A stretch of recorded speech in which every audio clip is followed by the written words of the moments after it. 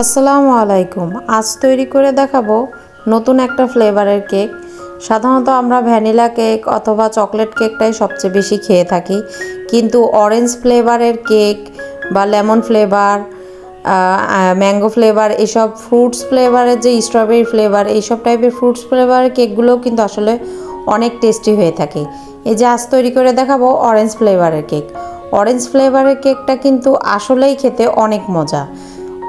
আর আমার পেজে লেমন ফ্লেভারের কেকেরও ভিডিও আছে, লিঙ্কটা আমি ডেসক্রিপশন বক্সে দিয়ে দেব, কেউ চাইলে দেখে নিতেও পারেন।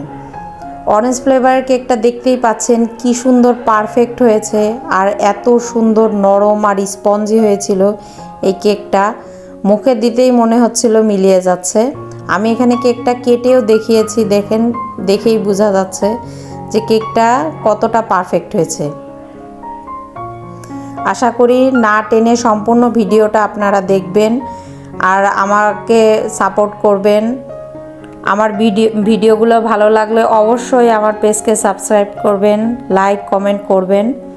তো আর কথা না বাড়িয়ে চলুন শুরু করা যাক মূল রেসিপি। এখানে যেহেতু আমি এটা 1.5 পাউন্ডের কেকের বেস বানিয়েছি, তো তার জন্য আমি এখানে 1.25 কাপ পরিমাণ আটা নিয়ে নিয়েছি, আর নিয়ে নিচ্ছি দিয়ে দিচ্ছি সামান্য পরিমাণ লবণ। আমি কিন্তু এখানে প্যাকেটের যে আটা পাওয়া যায় সেটা ইউজ করেছি, ময়দা ইউজ করিনি।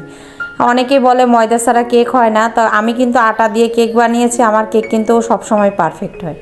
আর এখানে আমি নিয়ে নিচ্ছি বেকিং সোডা 1/2 চামচের সামান্য একটু কম, আর এখানে আর নিয়ে নিচ্ছি বেকিং পাউডার 1 চা চামচের সামান্য একটু কম, যেটাকে 1 চা চামচও বলা যায়। এখন সব শুকনো উপকরণগুলোকে আমি খুব ভালোভাবে চেলে নিচ্ছি, এবার মিশিয়েও নিচ্ছি। আর অফ স্ক্রিনে আমি কিন্তু এই মিশ্রণটাকে 3 থেকে 4 বার চেলে নিয়েছি। চেষ্টা করবেন এই মিশ্রণটাকে 3 থেকে 4 বার চেলে নিতে, সেক্ষেত্রে মিশ্রণটা অনেক মসৃণ হয় প্লাস ফ্লাপিও হয়। আর এখানে 1.5 পাউন্ডের কেকের জন্য আমি এখানে 3টা বড় সাইজের ডিম ইউজ করেছি। ডিমটা অবশ্যই নর্মাল টেম্পারেচারে থাকতে হবে, ফ্রিজে থাকলে 2 ঘন্টা আগে বের করে রাখবেন। ডিমের থেকে আমি সাদা অংশটাকে আলাদা আর কুসুমটাকে আলাদা করে নিচ্ছি। চাইলে আপনারা এটা একসাথে দিয়েও করতে পারেন, কিন্তু আলাদা করে করলেই ডিমের ফোমটা ভালো হয় আর কেকটাও অনেক বেশি স্পঞ্জি হয়।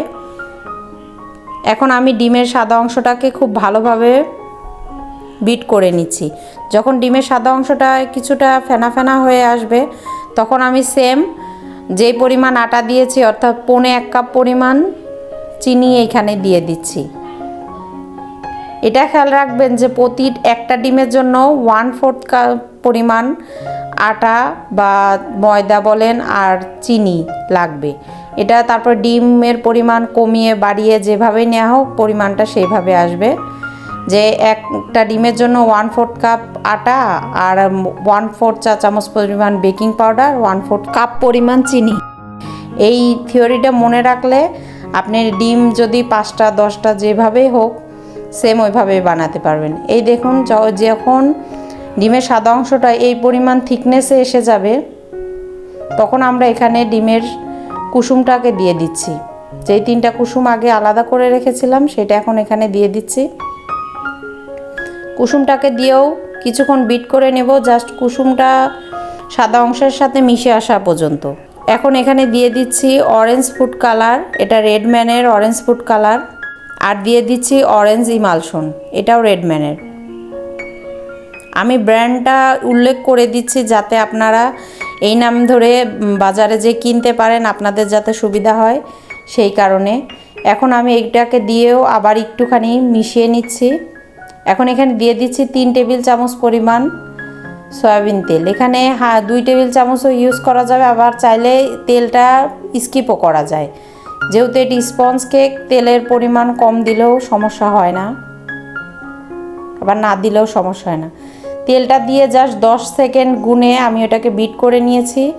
এখন বিটারের কাটা সরিয়ে রেখে একটা কাটা রেখে আমি যে শুকনো উপকরণগুলো চেলে রেখেছিলাম সেটাই আবার অল্প পরিমাণে দিয়ে এখানে আস্তে আস্তে এই ব্যাটারের সাথে মিশিয়ে নেব। দেখুন আমি কিন্তু এখানে ভিডিও প্রথম দিকে ফাস্ট ফরওয়ার্ড করিনি, আস্তেই আছে। এটা আপনারা দেখে নেবেন যে এই সেম এইভাবে এই কাজটা খুবই ধৈর্যের সাথে এবং আস্তে আস্তে করবেন। এইখানে যদি আপনারা তাড়াহুড়া করেন শুকনো উপকরণ মিশাতে, যে তারপর দেখা যাচ্ছে যে ডিমের ফোমটা যদি নষ্ট হয়ে যায়, সেক্ষেত্রে কেক কিন্তু চুপসে যাবে, কেক দেখা যাবে যে ফুলে যেও আবার বসে যাবে। এই সমস্যাটা কিন্তু প্রায়ই হয় কেক বানাতে গেলে। আর সব সময় চেষ্টা করবেন শুকনো উপকরণগুলোকে 3 থেকে 4 ভাগে মিশাতে। তাতে হয় যে ডিম শুকনো উপকরণ কম থাকে আর এখানে এই ডিমের বেটারের সাথে মিশাতে খুব সুবিধা হয়। আর লাস্টের দিকে আমি ভিডিওটা একটু ফাস্ট ফরওয়ার্ড করে দিয়েছি, কারণ না হলে এখানে ভিডিওটা এমনিতেই অনেক বড় হয়ে গেছে, আরও বড় হয়ে যেত।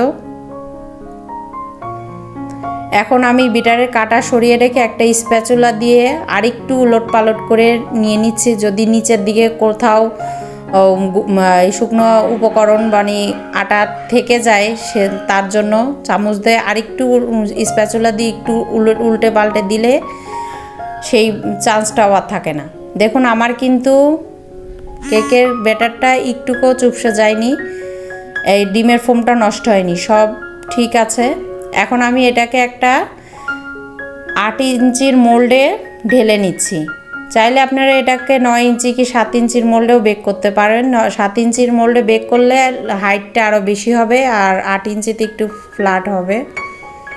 আমি এখানে একটা শাসলিক কাঠি দিয়ে একটু নেড়ে দিলাম যাতে ভিতরের এয়ার বাবলসগুলো বের হয়ে যায়, সাথে একটু ট্যাপ ট্যাপ করে দিলাম। এই কেকটাকে এখন আমি মিডিয়াম টু লো হিটে 20 মিনিটের জন্য চুলায় বেক করে নিয়েছি।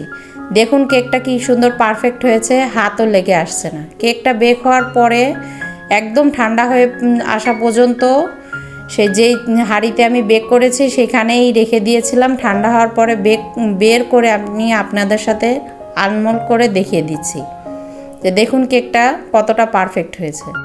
একদম তুলোর মতন নরম স্পঞ্জি একটা কেক। আমার রেসিপি ফলো করে বানালে অবশ্যই এবং অলওয়েজ কেকটা পারফেক্ট হবে। আশা করি আমার ভিডিওগুলোর মাধ্যমে আপনারা অনেক বেশি উপকৃত হন। আমার ভিডিওটা ভালো লাগলে অবশ্যই লাইক কমেন্ট করবেন। আমি এখন কেকটাকে 3টা স্লাইসে ভাগ করছি, যেহেতু আমি এটা দিয়ে একটা কেক ডেকোরেশন করব।